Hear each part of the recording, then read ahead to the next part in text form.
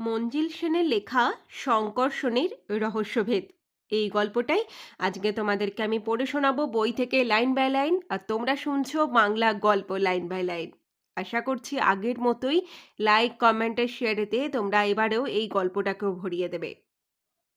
এই রকমই একটা আশা রেখে শুরু করতে চলেছি মঞ্জিল সেনের শঙ্কর্ষণের রহস্যভেদ। তোমাদের দারুণ লাগবে এরম একটা আশা নিয়ে শুরু করছি আজকের গল্প পড়া। রোজকার মতো বিকেলে মুন্নুকে প্যারাম্বুলেটরে বসিয়ে সুখদা বেরোবে। মুন্নুর মা বললেন, মেঘ করেছে, খেয়াল রেখো, তোমাদের আবার যা আড্ডা বাসে, কোনো দিকে হুঁশ থাকে না। না মা, সুখদা জবাব দিল, তুমি কিছু চিন্তা করনি, আমি কি নতুন মানুষ? বাড়ির কাছেই পার্ক, আশপাশের বাড়ির বৌঝিদের বিকেলে জমাটি আড্ডা বসে। 5টার একটু আগে সুখদা বেরিয়েছিল, 7টা বাজতে চলল, তবু ফিরল না। মুন্নুর মা ব্যস্ত হয়ে বেরিয়ে পড়লেন। পার্ক ফাঁকা হয়ে এসেছে। একটা দোলনার পাশে প্যারাম্বুলেটরটা তার চোখে পড়ল, কিন্তু সুখদা কিংবা মুন্নু সেখানে নেই। বুকের ভেতরটা ছ্যাঁত করে উঠল মুন্নুর মার। একটু দূরে জনকয়েক ভদ্রমহিলা আড্ডা সেরে বাড়ি যাওয়ার জন্য পা বাড়াচ্ছিলেন। তিনি হন্তদন্ত হয়ে তাদের জিজ্ঞেস করলেন সুখদা আর মুন্নুকে তারা দেখেছেন কিনা। খালি প্যারাম্বুলেটর দেখে ভদ্রমহিলারাও অবাক হলেন। সুখদাকে ওই প্যারাম্বুলেটরে একটা কচি বাচ্চা নিয়ে আসতে রোজই তারা দেখেন, আজও দেখেছিলেন। প্যারাম্বুলেটর নিয়ে একবার চক্কর দিতেও দেখেছেন, তারপর আর খেয়াল করেননি। পার্কেও তখনও যারা ছিল তাদের মধ্যে শোরগোল পড়ে গেল, খোঁজ খোঁজ, কিন্তু কোথাও পাওয়া গেল না ওদের। কেউ বলতেও পারল না ওদের খবর। পাগলিনীর মতো বাড়ি ফিরে এলেন মুন্নুর মা। মুন্নুর বাবা সবে তখন অফিস থেকে ফিরেছেন। খবরটা শুনেই তিনি থানায় টেলিফোন করলেন। কিছুক্ষণের মধ্যেই থানার একজন সাব ইন্সপেক্টর, 2জন কনস্টেবল নিয়ে এসে হাজির। সব শুনে পুলিশ অফিসার সুখদা কতদিন বাড়িতে কাজ করছে জানতে চাইলেন। 1 বছর, মুন্নুর বাবা বললেন। তার বাড়ির ঠিকানা? বাড়ি বলেছিল সোনারপুর, মুন্নুর মা জবাব দিলেন। শুধু সোনারপুর বললে তো হবে না, বাবার নাম কি করে এসব আমাদের জানা দরকার। তা তো জিজ্ঞেস করিনি, প্রায় ভেঙে পড়লেন মুন্নুর মা।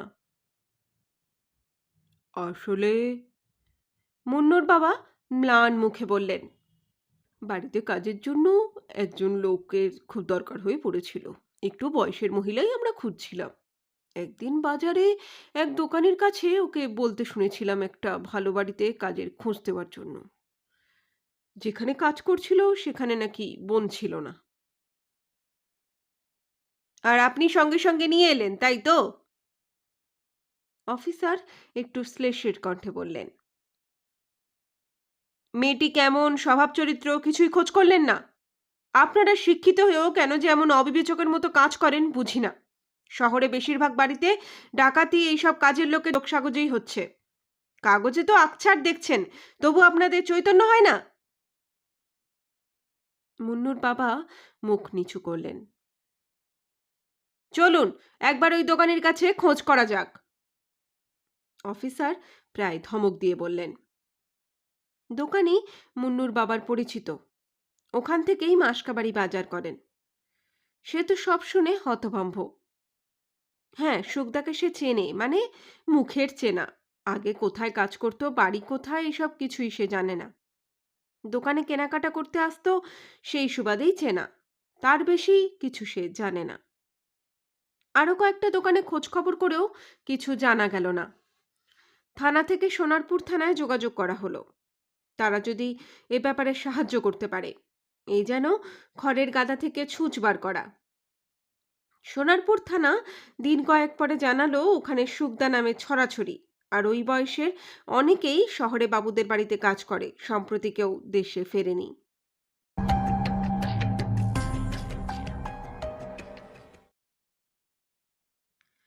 সমাদদার ইনভেস্টিগেশনের কর্ণধার শঙ্কর্ষণ সমাদদার তার আপিস কামরায় একটা ক্রস ওয়ার্ড পাজল নিয়ে তন্ময় হয়েছিল। পাশেই আর একটা চেয়ারে তার সহকারিণী রেবা চ্যাটার্জি একটা ফাইলের পাতায় চোখ বোলাচ্ছিল। বেসরকারি গোয়েন্দা হিসেবে শঙ্কর্ষণের এখন যথেষ্ট সুনাম। অনেকগুলো জটিল কেস সমাধান করে ও বেশ গুছিয়ে বসেছে। কাগজে ওর ছবি ও সংক্ষিপ্ত জীবনীও বেরিয়েছে। পুলিশ মহলেও ওর বেশ জানাশোনা। লালবাজারের ডিটেকটিভ ডিপার্টমেন্টের ইন্সপেক্টর থেকে ডিসি পর্যন্ত ওর ব্যবহার ওর কর্মদক্ষতায় সন্তুষ্ট। পুলিশের সঙ্গে সহযোগিতার হাত ও বাড়িয়েই রেখেছে।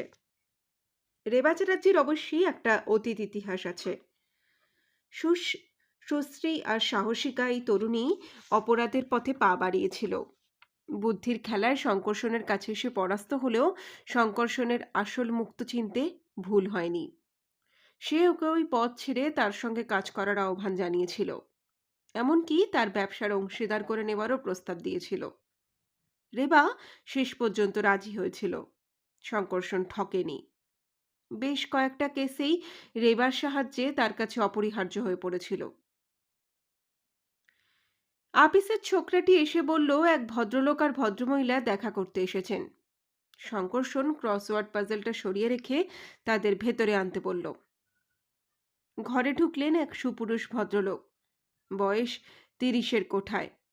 সঙ্গে এক সুন্দরী ভদ্রমহিলা, বয়স 25-এর বেশি হবে না। কিন্তু দুঃখে শোকে তিনি যেন পাথর হয়ে গেছেন। চুলে তেল বা চিরুনি পড়েনি। পরনের শাড়িটায় অনেক ভাঁজ, দু চোখের তলায় গভীর কালি। ভদ্রলোকেরও কেমন যেন বিভ্রান্ত চেহারা। বসুন। শঙ্কর্ষণ দুটো চেয়ার দেখিয়ে দিল। আপনার কাছে এলাম। ভদ্রলোক যেন কিভাবে শুরু করবেন বুঝতে না পেরে বললেন। তা তো দেখতেই পাচ্ছি। শঙ্কর্ষণ হাসল। আপনাদের সমস্যাটা বলুন। মানে, ভদ্রলোক বললেন, আমার নাম শীতাংশু রায়। আমি গুডউইল কোম্পানির ম্যানেজার। ইনি আমার স্ত্রী। আমাদের বাচ্চা চুরি হয়ে গেছে। শঙ্কর্ষণ গম্ভীর মুখে তাকালো। তারপর একটা সিগারেট ধরাতে ধরাতে বলল, গোড়া থেকে সব খুলে বলুন, কিছু বাদ দেবেন না। মুন্নু, মানে আমাদের 6 মাসের ছেলেকে নিয়ে আমাদের বাড়ির কাজের মেয়েটি বিকেলে পার্কে বেড়াতে যেত। প্যারাম্বুলেটরেই নিয়ে যেত। বাড়ির কাছেই পার্ক। 1 মাস আগে সেই যে গেল, তারপর থেকে মুন্নু আর ফিরে আসেনি। সেই মেয়েটিরও খোঁজ নেই।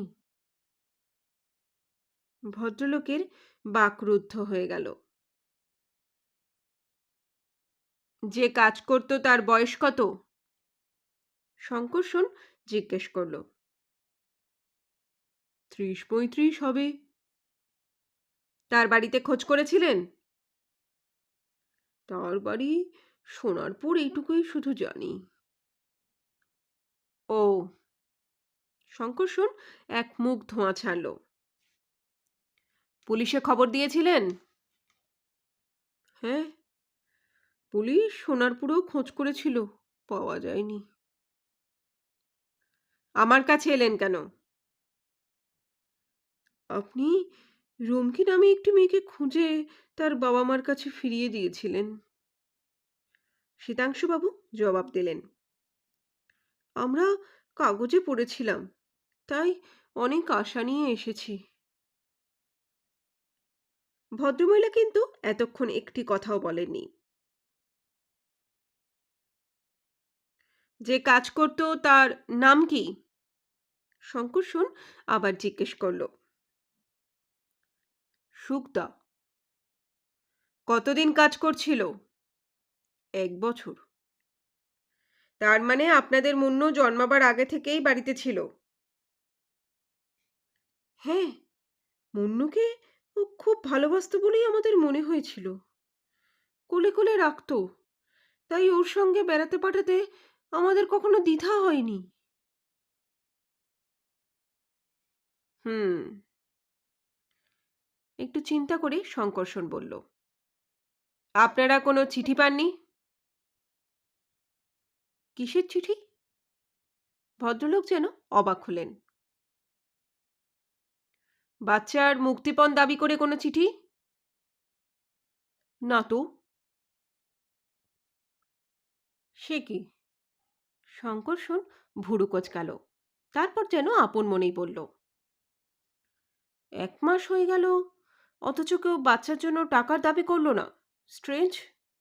কাজের মেয়েটিও কি উবে গেল, না তাকেও গুম করা হয়েছে? কি বলছেন? ভদ্রলোক অবাক হয়ে তাকালেন। না, আমি চিন্তা করছিলাম, শঙ্কর্ষণ জবাব দিল।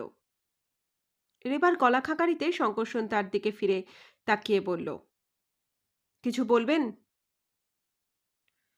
আমার মনে হয়, রেবা বলল, এটা বোধহয় কিডন্যাপের কেস নয়। তা যদি হতো তবে এতদিনে নিশ্চয়ই টাকা দাবি করত। সেটা তো আমিও ভাবছি, শঙ্কর্ষণ বলল। দুটো ব্যাপার হতে পারে, রেবা যুক্তি দিয়ে বলতে চাইল। হয় কেউ আক্রোশবশে বাচ্চাকে গুম করেছে। মিস্টার রায় এ ব্যাপারে সবচেয়ে ভালো আলোকপাত করতে পারবেন। ওর ক্ষতি করতে চায় এমন শত্রু কেউ আছে কি না। শীতাংশুবাবু দুপাশে মাথা নাড়লেন। নয়তো এমন কেউ বাচ্চাকে চুরি করেছে যার একটা বাচ্চার খুব দরকার। যেমন ছেলেপুলে নেই এমন কোনো স্বামী স্ত্রীর খুব শখ একটি ছেলের, বংশের খাতিরেও বটে, আবার নিজেদের আকাঙ্ক্ষাও বটে। হয়তো তাদের কোনোদিন সন্তান হবে না। সুখদাকে তারা নিশ্চয়ই অনেক টাকার লোভ দেখিয়েছে, সে নিজেকে সামলাতে পারেনি। কিন্তু তার জন্য ছেলে চুরি করার মতো এমন জঘন্য অপরাধ তারা করতে যাবে কেন? অনাথ আশ্রম থেকে একটা বাচ্চা নিলেই তো সমস্যার সমাধান হয়। অনাথ আশ্রমের বাচ্চা হয়তো তাদের মনে ধরেনি, সেখানে ভালো বংশের বাচ্চা খুব কমই থাকে। আবার সামাজিক অপরাধের ফলেও অনেক বাচ্চা ওখানে আশ্রয় পায়। নিজেদের সন্তানের মতো লালন পালন করার জন্য একটি ভালো বংশের বাচ্চা তারা চেয়েছিল। একেবারে কচি বয়স থেকে নিজেদের কাছে রাখলে সেই বাচ্চা বড় হয়ে তাদের এই মা বাবা বলে জানবে। খুব ভালো যুক্তি, শঙ্কর্ষণ স্বীকার করল। কিন্তু ওই সুখদা কোথায় গেল? তাকেও তারা অনেক টাকা পয়সা দিয়ে হয়তো নিজেদের কাছে রেখে দিয়েছে, সেটাই সবচেয়ে নিরাপদ। দ্যাটস রাইট, শঙ্কর্ষণ টেবিল চাপড়ে পড়ল। তার অর্থ হলো বেশ অবস্থাপন্ন এমন কেউ বা কারা এই অপরাধের সঙ্গে যুক্ত, আর তারা ওই পার্কের কাছাকাছি থাকে, নইলে মুন্নুকেই তারা বেছে নিত না। এতক্ষণে মুন্নুর মার মধ্যে জীবনের স্পন্দন দেখা গেল। টেবিলের ওপর দিয়ে দুহাত বাড়িয়ে শঙ্কর্ষণের ডান হাতটা চেপে ধরে হাউ হাউ করে কেঁদে উঠলেন। আমার মুন্নুকে আপনি ফিরিয়ে দিন, আমার মুন্নুকে আপনি ফিরিয়ে দিন। আপনি স্থির হন, আমি যথাসাধ্য চেষ্টা করব, শঙ্কর্ষণ ভরসা দিল। ভদ্রমহিলা একটু শান্ত হবার পর শঙ্কর্ষণ বলল, সুখদার কোনো ছবি আছে আপনাদের কাছে? না। ভদ্রলোক মাথা নাড়লেন। চেহারার মোটামুটি বর্ণনা দিতে পারবেন? গায়ের রং ময়লা, ভদ্রলোক ভেবে ভেবে বলতে লাগলেন। মাঝারি হাইট, একটু মোটা। ওতে হবে না, শঙ্কর্ষণ বলল। চট করে চেনা যায় এমন কোনো চিহ্ন আছে তার শরীরে, যেমন কাটা দাগ, জরুল? না, তেমন কিছু মনে পড়ছে না। ও হ্যাঁ, ওপরের ঠোঁটে একটা বড় তিল আছে। গুড, শঙ্কর্ষণ ঘাড় তোলালো। ওটাই ওকে চেনবার পক্ষে আমাদের হাতে প্রধান অস্ত্র। ভালো কথা, বাচ্চার একটা ছবি চাই, সেটা আছে তো? ভদ্রলোক পকেট থেকে একটা ফটো বার করে ওর হাতে দিলেন। শীতাংশুবাবুর বিদায় নেবার পর শঙ্কর্ষণ আর রেবা পরামর্শে বসল। নানান দিক থেকে সমস্ত ঘটনা বিচার করে ওরা যখন ভবিষ্যৎ পন্থা ঠিক করলো তখন বেলা গড়িয়ে গেছে।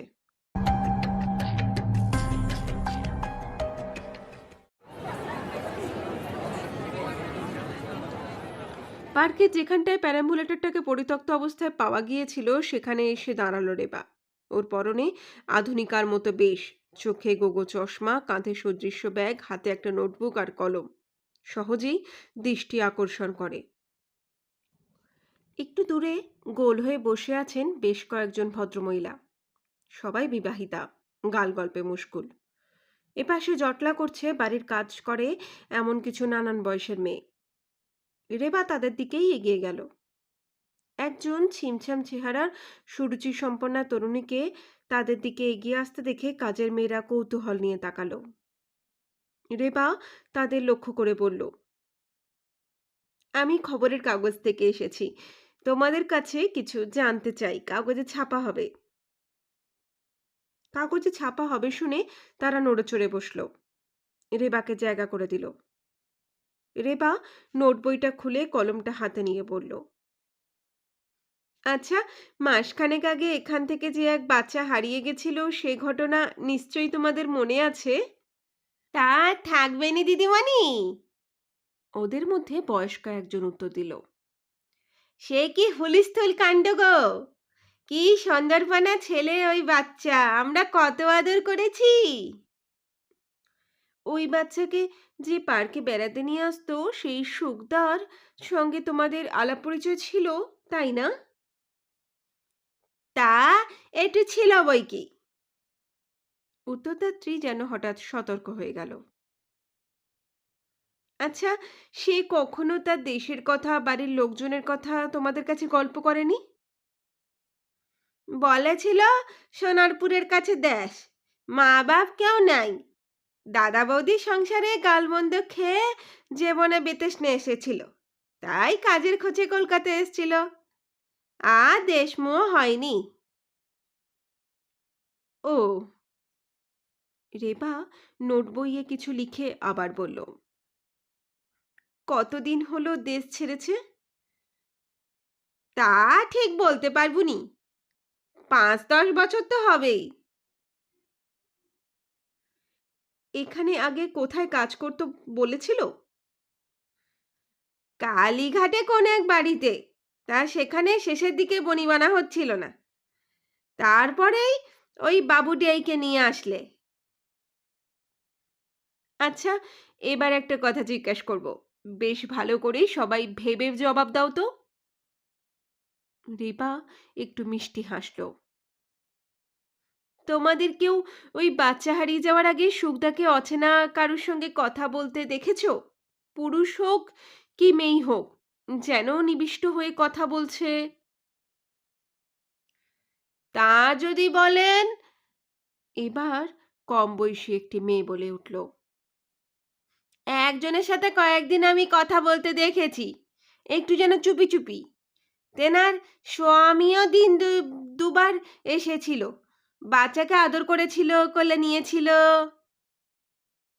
মেয়েটিকে বেশ সপ্রতিভ মনে হলো।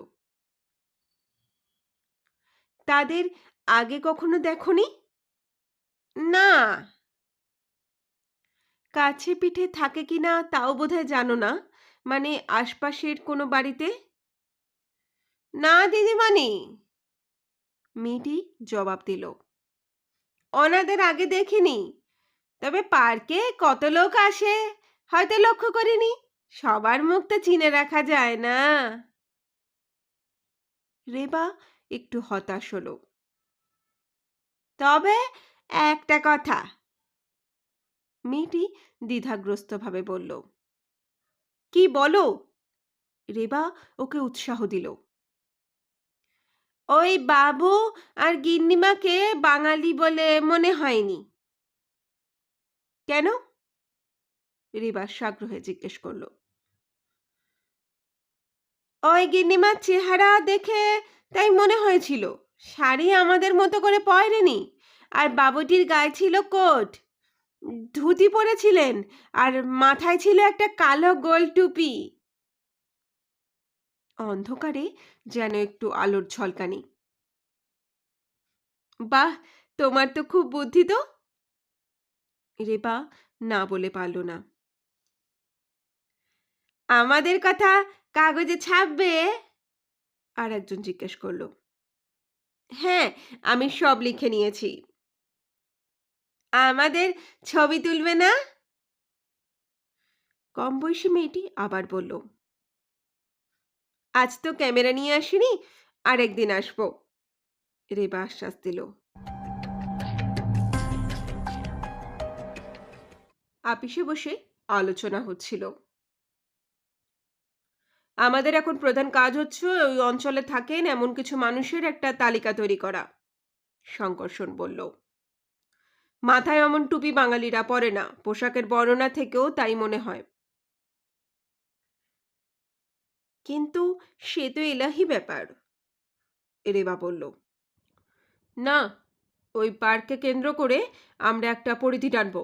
আমার ধারণা পার্কের ধারে কাছেই আছে ছেলেচোর। তাছাড়া আমরা শুধু অবস্থাপন্ন দেখেই তালিকা বানাবো, তাতেই অনেক ছাটকাট হবে। কিন্তু মুন্নুর চুরি যাবার ব্যাপারটা ওখানে সবাই জেনেছে, হঠাৎ একজনের বাড়িতে বাচ্চা দেখলে পাড়াপড়শি সন্দেহ করবে না? রেবা প্রতিবাদ করল, যদি তারা বাড়ির ভেতর লুকিয়ে রেখে থাকে, বার না করে। শঙ্করসন জবাব দিল,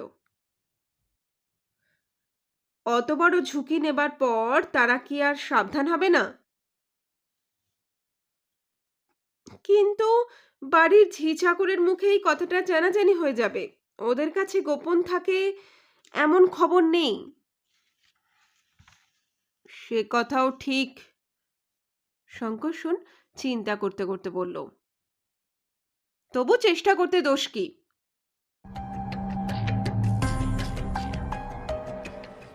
ওই পার্কের আশপাশে যে কয়টা রেশনের দোকান ছিল, শঙ্করসন সেখানে গিয়ে হানা দিল।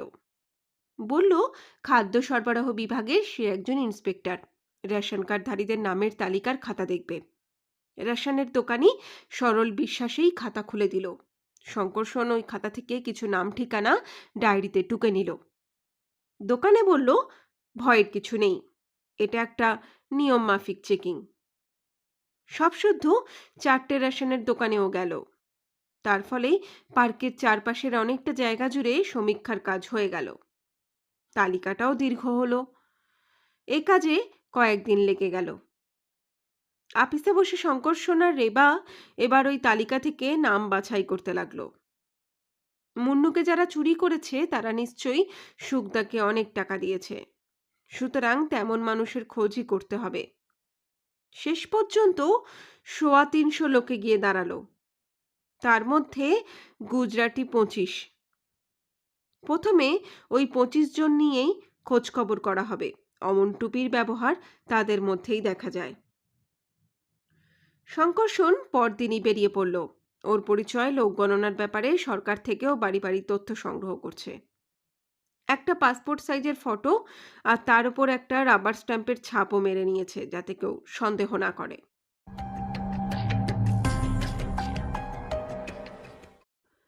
বড় ঝকমারির কাজ। কোথাও ওকে ভেতরে বসিয়ে ও যা জানতে চায় তা জানালেন গৃহস্বামী কিংবা গৃহকর্ত্রী। কোথাও বাইরে দাঁড় করিয়ে রেখে তথ্যগুলো প্রায় যেন ছুড়ে দেওয়া হলো। কোথাও মুখের ওপর দরজা বন্ধ করে বলা হলো, এখন সময় নেই, পরে আসবেন। যা হোক, কয়েকদিনের পরিশ্রমে মোটামুটি 25টা বাড়ি ওর ঘোরা হয়ে গেল। শুধু একটা তেতলা বাড়ির দোতলার ভাড়াটিয়াদের দেখাও পেল না। জানতে পারল ভদ্রলোক ওখান থেকে উঠে গেছেন, মাসখানেক হলো গেছেন। মুন্নুকে অপহরণ করা হয়েছে মাসখানেক আগে। এর মধ্যে কি একটা যোগাযোগ আছে? শঙ্করসন গভীর চিন্তা করতে লাগলো। ভদ্রলোকের নাম শান্তিলাল দেশাই। তিনি তার স্ত্রীকে নিয়ে ওই দোতলায় থাকতেন, নিঃসন্তান পরিবার। বাড়ির মালিককে নাকি আগেই নোটিশ দিয়ে রেখেছিলেন ফ্ল্যাট ছেড়ে দেবেন। শঙ্করসন বাড়ির মালিকের সঙ্গে দেখা করে সেন্সার ডিপার্টমেন্টের থেকে এসেছে বলে যা যা জানবার জেনে নিল। তারপর উঠবার সময় ওই ভাড়াটের কথা পারল, অনেকটা যেন কথার ছলেই। বাড়িওয়ালা সরল মনে জানালেন, শান্তিলালের এজা স্ট্রিটে ইলেকট্রিক যন্ত্রপাতির দোকান আছে, বেশ পয়সাওয়ালা লোক, দোকানের কাছাকাছি বাড়ি পেয়ে চলে গেছেন, কাজকর্মের সুবিধা হবে, আগে থেকেই নোটিশ দিয়ে রেখেছিলেন। স্বামী স্ত্রী নির্ঝঞ্ঝাট মানুষ ছিলেন, বাড়িওয়ালার স্ত্রীর কাছে ওই ভদ্রমহিলা প্রায়ই আসতেন। ছেলেপুলে নেই বলে দুঃখ করতেন। হ্যাঁ, 1 মাস আগেই নোটিশ দিয়েছিলেন। এর বেশি কিছু আর জানা গেল না। 1 মাস আগে ভদ্রলোক বাড়ি ছেড়ে চলে গেছেন। তার 1 মাস আগে নোটিশ দিয়েছিলেন। তার অর্থ, যদি তিনি অপরাধী হয়ে থাকেন তবে আঁটঘাট বেঁধেই কাজে নেমেছিলেন। বাড়িটা পার্কের উত্তর দিকে, বড় রাস্তার সমান্তরাল রাস্তায়। পার্ক থেকে খানিকটা দূরে, তবে তেমন বেশি নয়। হঠাৎ একটা বাচ্চা নিয়ে এলে, বিশেষ করে ওই ঘটনার পর, সেটা জানাজানি হয়ে যেতে সময় লাগবে না। তাই মনে হয় আগে থেকেই অন্য বাড়ির ব্যবস্থা করে রাখা হয়েছিল। বাড়িওয়ালাকেও উপযুক্ত সময় নিয়ম মতো নোটিশ দিয়ে রাখা হয়েছিল, যাতে কোনো সন্দেহের সৃষ্টি না হয়। হয়তো বাচ্চাকে এই বাড়িতে না তুলে সোজা নতুন বাড়িতেই পাচার করা হয়েছে। সেখানে কেউ সন্দেহ করবে এমন সম্ভাবনা কম।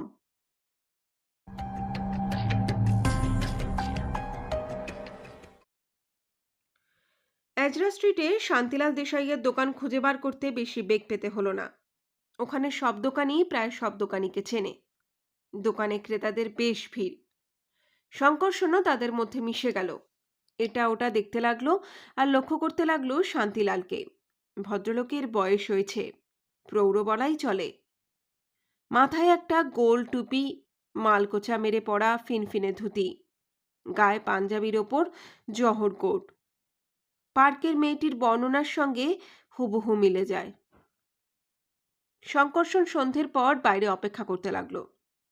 ভদ্রলোক দোকান বন্ধ করে বেরোলেন, হাতে একটা বড় চামড়ার ব্যাগ। খানিকটা হেঁটে তিনি চিতপুরের ট্রাম ধরলেন। শঙ্কর্ষণের অনুসরণ করতে সুবিধেই হলো।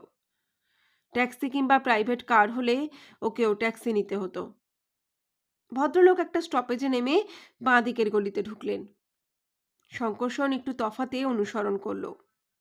একটা পুরনো মস্ত বাড়ি। শান্তিলাল সিঁড়ি দিয়ে তেতলায় উঠে ডান দিকের ঢাকা বারান্দা ধরে এগিয়ে গেলেন। তারপর একটা দরজায় কড়া নাড়লেন। শঙ্কর্ষণ একটু দূরে নিজেকে আড়াল করে রাখল। ভদ্রলোক ঘরে ঢুকে যাবার পর শঙ্কর্ষণ এগিয়ে গেল, দরজাটা ভালো করে দেখল। তারপর চারদিক ঘুরে ফিরে দেখে নিল। 4 তলা বাড়ি, অসংখ্য ঘর আর অগুনতি বাসিন্দা, সবাই ভাড়াটে। মারোয়ারি, গুজরাটি, সিন্ধি, পাঞ্জাবি, প্রায় সব প্রদেশের মানুষের যেন এক মিলন স্থান। শুধু বাঙালি চোখে পড়ল না। এমন বাড়িতে কে কখন এলো কেউ খোঁজ রাখে না, যে যার কাজ নিয়ে ব্যস্ত।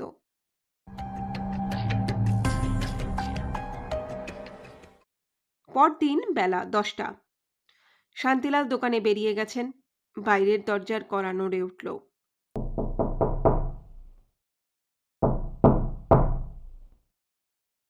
শান্তিলালের স্ত্রী সুনিতা দেবী দরজা খুলে দেখলেন এক ছিমছাম তরুণী কাঁধে ব্যাগ ঝুলিয়ে দাঁড়িয়ে আছে।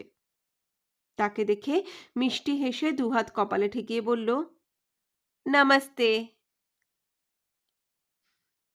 কে চাই? সুনিতা দেবী একটু বিরক্ত হয়ে প্রশ্ন করলেন। আমি সেন্সার ডিপার্টমেন্ট থেকে এসেছি। সরকার থেকে লোক গণনার ব্যাপারে আপনার একটু সাহায্য চাই। তা কি জানতে চান? আপনাদের পরিবারের কতজন লোক, বয়স, কে কি করেন, এই আর কি। বেশ, লিখে নিন। দরজায় দাঁড়িয়েই তিনি বললেন। রেবা একটা খাতা বার করে কলম হাতে প্রস্তুত হলো। আমাদের পরিবার বলতে আমার স্বামী, ভদ্রমহিলা বললেন। শান্তিলাল দেশাই, বয়স 52, ব্যবসায়ী। আর আমার নাম সুনিতা দেশাই, বয়স 45। ছেলে মেয়ে? রেবা চোখ তুলল। হ্যাঁ। ভদ্রমহিলা যেন থতমত খেলেন। আমাদের ছেলে কান্তিলাল, এই 7 মাসে পড়বে। লিখতে লিখতে রেবা বলল, ওই একটি বাচ্চা? হ্যাঁ। তার মানে বেশি বয়সের? রেবা হাসি মুখে তাকালো। ভদ্রমহিলার চোখের পলক ঘন ঘন নড়ে উঠল। তিনি শুধু ঘাড় দোলালেন। ভালো কথা, বাড়িতে ঝি চাকর থাকলে তাদের নামও দিতে হবে। একজন কাজের মেয়ে আছে, নাম ভামিনী, বয়স ৩০-৩৫ হবে। রেবা একটু দমে গেল। ভামিনী, সবই মিলে যাচ্ছিল, এখানেই একটু গড়মিল হয়ে গেল। একটু জল খাওয়াবেন, বড় তেষ্টা পেয়েছে। ভদ্রমহিলার মুখের দিকে ও একটু কাচুমাচু করে তাকালো। ভদ্রমহিলা সামান্য ইতস্তত করলেন, তারপর গলা তুলে ডাকলেন, ভামিনী। ভেতর থেকে জবাব ভেসে এলো, কে মাইজি? 1 গ্লাস জল নিয়ে এসো তো। 1 মিনিট পরে মাঝবয়সী এক মহিলা একটা রেকাবির ওপর কাঁচের গ্লাসে জল নিয়ে এলো। রেবা এক চুমুকে জল শেষ করে গ্লাসটা ফেরত দিয়ে পড়ল, ধন্যবাদ। ওপাশের ভাড়াটেদের ঘরের দিকে এগিয়ে গেল, নইলে সুনীতা দেবী সন্দেহ করতে পারেন। সেন্সাস কি শুধু তাদেরই জন্য? ওর মনে কিন্তু খুশিতে উচ্ছল। ভামিনীর ওপরের ঠোঁটের ডান দিকে একটা বড় তিল। পরদিন সকালে শান্তিলাল বেরুবার তোড়জোড় করছেন, এমন সময় দরজায় কড়া নাড়ার শব্দ হলো।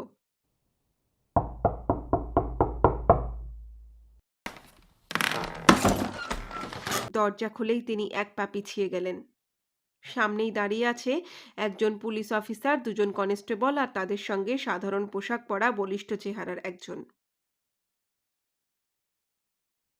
কি ব্যাপার? শান্তিলাল উদ্বিগ্ন কণ্ঠে প্রশ্ন করলেন। আপনার বাড়ি আমরা সার্চ করব, পুলিশের অফিসার বলল। আমরা খবর পেয়েছি আপনার বাড়িতে চোরাই মাল আছে। চোরাই মাল? শান্তিলাল যেন আকাশ থেকে পড়লেন। হ্যাঁ, আমাদের সঙ্গে সার্চ ওয়ারেন্ট আছে। আপনাদের খবর ভুল। শান্তিলাল এবার যেন একটু রেগে গেলেন। সে তো সার্চ করলেই প্রমাণ হয়ে যাবে, অফিসার জবাব দিল। যদি আমরা কিছু না পাই তবে আমরা ক্ষমা চাইব, কিন্তু এটা আমাদের ডিউটি। কি সার্চ করবেন? আমরা সব ঘর দেখব, চোরাই মাল কোথাও লুকানো আছে কিনা তাও দেখব। ঠিক আছে। শান্তিলাল পথ ছেড়ে দাঁড়ালেন। অফিসার অনুচরদের নিয়ে তখনই কাজে শুরু করে দিল। ঘরের দেওয়াল ঠুকে ঠুকে দেখলো, সোফা, গদিমোড়া, চেয়ার কিছুই বাদ গেল না। তারপরেই সদল বলে ভেতর দিকে ঘরে যাওয়ার জন্য পা বাড়ালো। দাঁড়ান দাঁড়ান! শান্তিলাল বাধা দিয়ে উঠলেন। আমার স্ত্রী আছেন ওই ঘরে। তাতে কি হয়েছে? আপনি তো আছেন আমাদের সঙ্গে। মানে, আমরা একটু পর্দা মেনে চলি, শান্তিলাল বললেন। বরং আমার স্ত্রীকে পাশের ভাড়াটের ঘরে যেতে বলি, তারপর আপনারা সার্চ করুন। যা আপনার ইচ্ছা। শান্তিলাল ভেতরে চলে গেলেন। একটু পরেই ঘোমটা টেনে প্রথমে সুনিতা দেবী, তার পেছনে একজন দাসী বেরিয়ে এলো। দাসীর কোলে কাঁথায় জড়ানো একটি বাচ্চা, আপাদমস্তক ঢাকা। ভদ্রমহিলা বাইরের দরজার কাছে পৌঁছতেই শঙ্করসন অর্থাৎ সেই বলিষ্ঠ মানুষটি বলে উঠল, দাঁড়ান!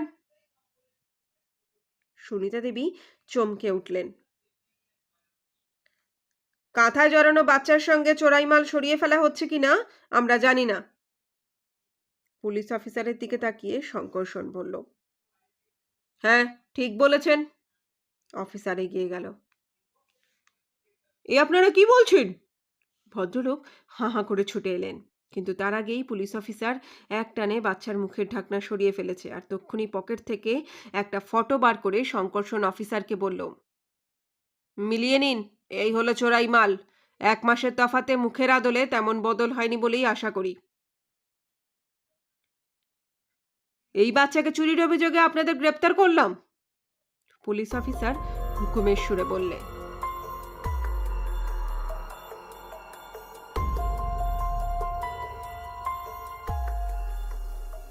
এর এবার অনুমানই ঠিক।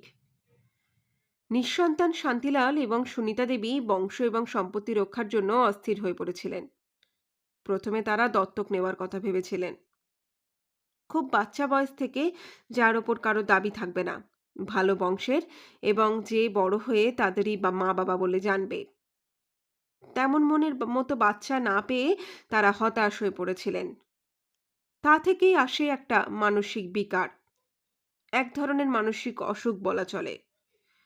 একটি সুলক্ষণযুক্ত শিশুপুত্র চুরি করার জন্য তারা উঠে পড়ে লাগলেন। ওই পার্কে সেই উদ্দেশ্য নিয়েই মাঝে মাঝে যেতেন। সেখানেই সুখদার সঙ্গে আলাপ। তাকে অনেক টাকার লোভ দেখিয়ে শেষ পর্যন্ত রাজি করিয়েছিলেন।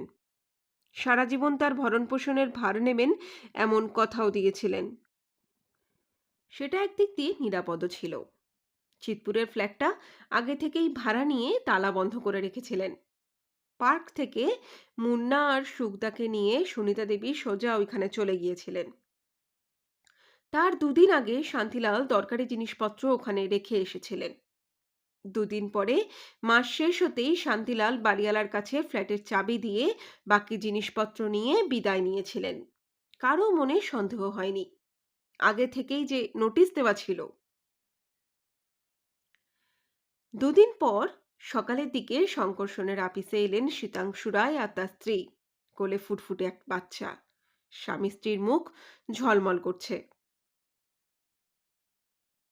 সেদিন আপনার কাছে না এলে আমি আমার মুন্নুকে ফিরে পেতাম না, বউটি বলল। আপনি আমাকে নতুন জীবন দিয়েছেন। হ্যাঁ, আপনার কাছে আমরা চিরকৃতজ্ঞ। শীতাংশু হাসলেন। তারপর ৫,০০০ টাকার একটা চেক শঙ্কর্ষণের দিকে বাড়িয়ে ধরলেন। বন্ধুরা, এই সুন্দর ছোট্ট রহস্য গল্পটা কিন্তু আজকে এখানেই শেষ হচ্ছে। গল্পটা তোমাদের ঠিক কেমন লেগেছে তা কিন্তু কমেন্ট করে অবশ্যই জানিও। তোমাদের কমেন্টের অপেক্ষায় থাকবো। আর প্রথমবার আমার চ্যানেলে এসে থাকলে পরে নিচের লাল রঙের সাবস্ক্রাইব বাটনটা ক্লিক করে একবার তার পাশের বেল নোটিফিকেশনটাকেও কিন্তু অন করে দিও। তাহলে আমি যখনই এরকম কোনো নতুন গল্প পোস্ট করব তার নোটিফিকেশন সবার এবং সবার আগে তোমার কাছেই কিন্তু পৌঁছে যাবে। আজ তাহলে আমি এখানেই বিদায় নিচ্ছি। আগামী দিন আবার দেখা হবে, কথা হবে এই কথা রাখার মাধ্যমে। আজ তাহলে এখানেই বলছি টাটা। সবাই ভালো থেকো।